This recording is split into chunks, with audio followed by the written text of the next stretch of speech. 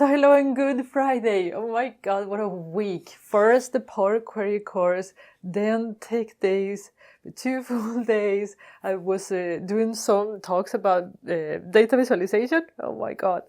It was a lot of fun, but I am completely exhausted today. So I've been trying to catch up all day. Sorry that this is a bit late, but today we're going to introduce 3 DAX functions. So we're going to talk about Unicode, UNICHAR, and Len. And all of that we're going to use to cipher and decipher code. I had a challenge on Monday, so I'm going to show you how I actually did all that.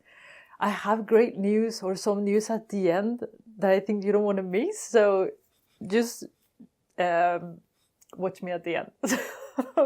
Without any more delays, how about we get started? And I'll see you at the end, of course.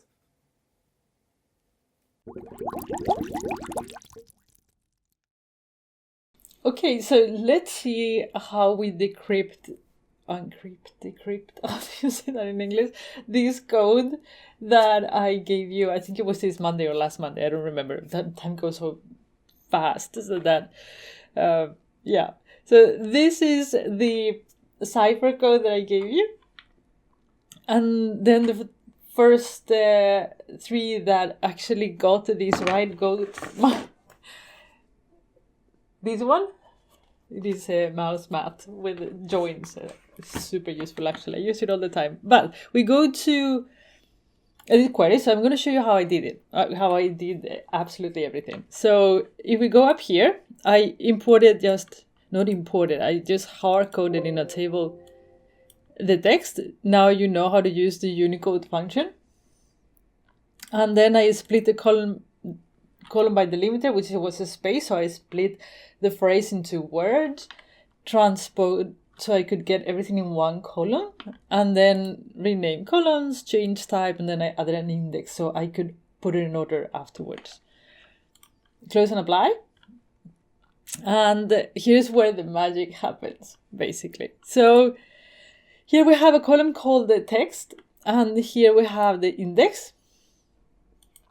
And as you can see, I'm using a function called Unicode. Let me show you. If you search Unicode DAX,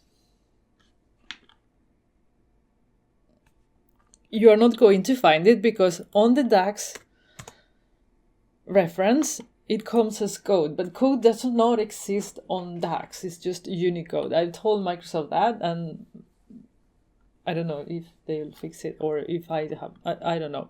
So they know anyhow. So what code does is returns a numeric code for the first character in a text string. First character in a text string. So if we go back to our example, that means that if you use Unicode for the text string, it will give you 78, but 78 gives you only the first letter. As you can see here, this takes the first letter and it's the same. And of course, if I give you only the first letter, you won't be able to crack it, right? That was not the point. The point was that you would track it. So, crack it. So I had to do it differently. I have to code every letter. And to do that, this is very manual. Sorry about that, but it works. So this is what I did. I counted the length of each word, so how many letters each word has. And for that, there is a function called Len. Oh, I have 3. Forgot about that. I have 3 functions that I'm going to show you. Len will give you the length of a word. And this one, what it does is it says, okay, go and pick the letter. This is table length minus table length is 0 plus 1, so it's position 1. So it returns the first letter. 2, it returns the second letter. This is the trick. So it's 0 minus 0, 0 plus 2, 2. So it will give you O, and then it codes O, and then it codes W. And then it continues all the way. Of course, if there's nothing, it will be empty.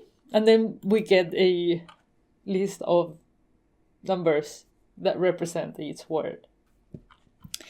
Go back here, And then I put this as a matrix so I could actually list everything. And then I use the index, you see, to be able to put everything in order. Otherwise it would have been a mess for you guys.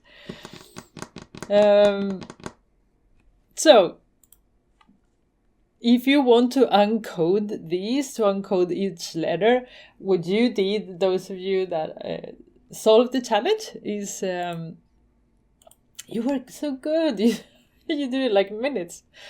I have to be better. So there is a function called Char. Oh my god. I am seriously... I need a vacation. Text. No, not text. Column. Let's put table. So Char in Excel, UNICHAR in DAX will give you the right letter, will decode the coding that was made with Unicode, not code. Ding. I'm going to give you better challenges in the future. As you can see, the code example is not the best in the world, right? It is actually, and honestly, the only use I knew for code, but I am sure that there are like really useful use cases that I have no idea about, and that is why they have the function there. So here's, I got like a the light bulb idea. I said, hey, we are actually 15,000 of us in here. And I promise you, I do not know everything, but together we know quite a lot. So how about you go and you tell me in the comment box useful use cases for Unicode? Because honestly, I don't know.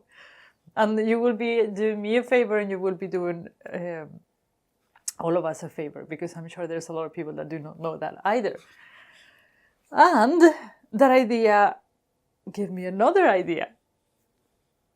Who knew? So here's the thing. You guys have been sharing tips all over the place, and I have been picking up the ones that I thought they were like super cool and interesting, and I've been sharing it with you here. So I've made a full video of it. I've done it quite often, or I said, oh, I saw this Twitter thing, or I do a did you know video, 6 tips about Power Query or 6 tips about modeling. I have quite a few videos of those. And I thought, I actually want to do more of that, because, as we grow, our knowledge pool grows, and I really want you guys to be able to share your tips and tricks too. And here's an example of how it would look like. I was on LinkedIn yesterday, and I saw this LinkedIn post from Alex Powers, and he says, okay, the import from PDF connector, it defaults to a file on your computer. But if you want to actually connect to a PDF online, you change PDF tables file web contents to web contents. It is in here. And then you can actually connect PDF online. And I thought that is a fantastic tip. I want to share that. Here it is. So I want to do these at the end of every video. Okay, I want you to give me your tips so I can share them with you at the end of every video. 1 tip per video. So then I was thinking, how do I actually do that? How do I get you guys to reach to me? And, said, send me an email, tips@Curbal something, or I don't want to do that, because I'm guessing that you want to share it with your network too. So you don't want to just go to Curbal and we're going to share that. So I think the best way is that you share it the way you wanted to share it, but you just tag. So let's try this and see how it works. So if you want to tweet, you tweet the tip, and then you say Curbal, #Curbal did you know? And then you mention me or Curbal. So you can say @Curbal N, English, Curbal English. I'll put it down here, or at Ruth Pozuelo, and then I'll get a notification that you have a tip for me. If you do it on LinkedIn, you do exactly the same thing. Hashtag Curbal did you know? And then you have at Curbal or at Ruth Pozuelo Martinez. There you have to use my full name.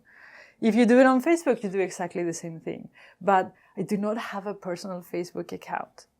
I had it, I deleted it, I don't want back. So just tag it Curbal. And I'm not sure if I get the notifications, but let's give it a go. And let me know if I don't get the notifications. I think I should. So wherever you are, just hashtag Curbal did you know to let me know, hey, I have a tip for you. And then you just tag me or Curbal, and I'll share the tip at the end of each video.